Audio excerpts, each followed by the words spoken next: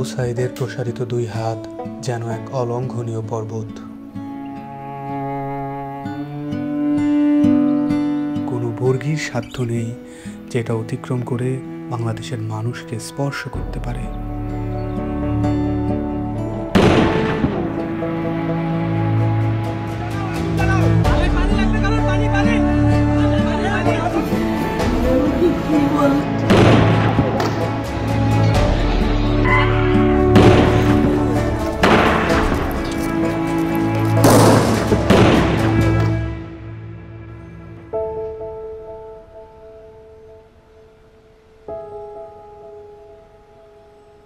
জুলাইয়ের পর থেকে বাবা প্রতিদিনই রাস্তার আশেপাশে হাঁটাহাঁটি করেন। কখনো আবার নির্বাক দাঁড়িয়ে থাকেন। উনি সামনের দিকে তাকিয়ে থাকেন, কিন্তু আসলে কোনো দিকেই তাকান না।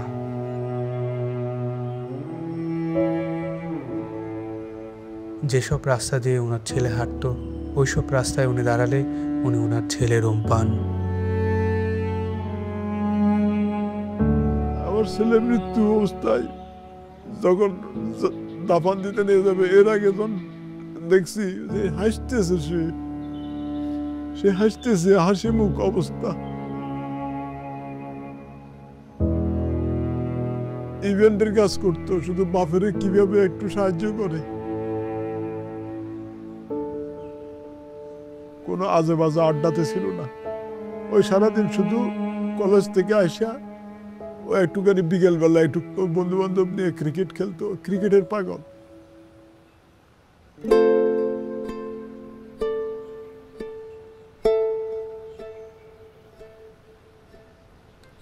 যে আমার পায়ের পাতা আছে, এরকম একটা অনুভূতি হতো। কিন্তু আমি যখন হাত দিতাম তখন থেকে আমার পায়ের পাতা নেই, এরকম একটা প্রচুর অনুভূতি হতো। আমি অনেক কান্না করতাম। এই ব্যথার চেয়ে আমার ওই অনুভূতিগুলো আমার বেশি হতো, যে আমার পা আছে। আমি যখন হাত দিই তখন থেকে আমার পা নাই।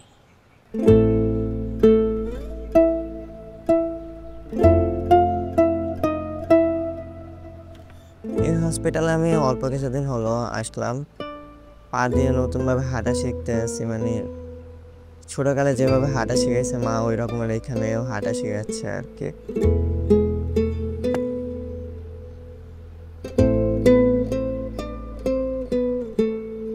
একটি প্রতিবন্ধী কিশোর, 7 বছরের বাচ্চা, ল্যাংড়া মানুষ যদি সংগ্রামে নামতে পারে, তাহলে আমি কেন বসে থাকবো ঘরে? একদিন তো মরতেই হবে। তাই মৃত্যুর ভয় করে স্বার্থপরের মতো ঘরে বসে না থেকে গুলি খেয়ে বীরের মতো মৃত্যু অধিক শ্রেষ্ঠ। আমি যদি বেঁচে না ফিরি, তবে কষ্ট না পেয়ে গর্বিত হয়েও জীবনের প্রতিটি ভুলের জন্য ক্ষমা চাই। আনাস।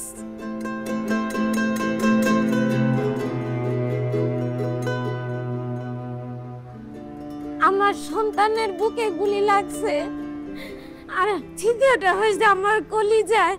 আল্লাহ পাক যতদিন আমাকে হায়াত দিছে, আমি এই হাহাকার নিয়ে বেঁচে থাকবো।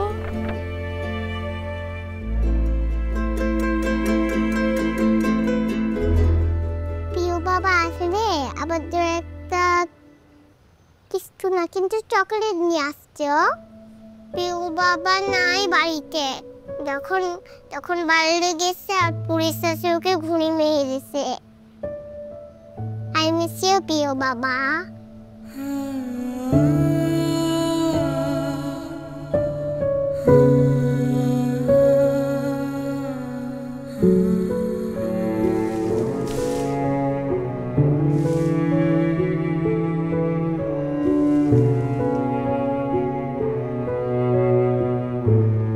যে চেম্বারের মধ্যে বক্তব্য দিছিল যে আমরা কোনো সরকার বিরোধী আন্দোলন নয়, আমরা নিজের অধিকার আদায়ের জন্য বলে বলা করার পরে ওদের পমেল বড়ুয়া ওই ছাত্রলীগের লিডার আসছিল, তাই সেই গলা চিপি ধরছিল, গালমুখের থাপড় মারছে। এখন ওই জন্যই ওর জেদ ধরে শহীদ হলো কি এখন ওটার ব্যাখ্যাটা আর আমি জানি না।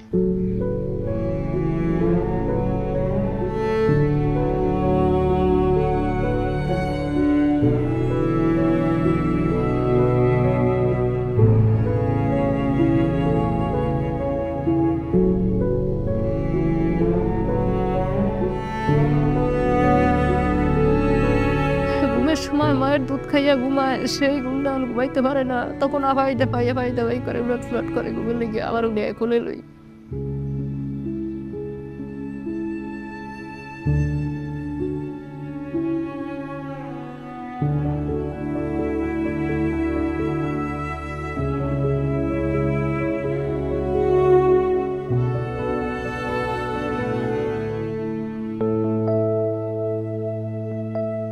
এখানে এসে যখন দেখি যে এখানে সবসময় ভাইয়া পড়াশোনা করতো, এই বিছানাতে থাকতো, এখন যখন দেখি ও নাই তখন একটা শূন্যতা কাজ করে মনের মধ্যে। খারাপ লাগে যখন দেখি যে ভাইয়া এই রুমে নাই। এই ছবিটা 18 জুলাই আমার আন্টি নাজিয়া খান ফেসবুকে পোস্ট করেছিল।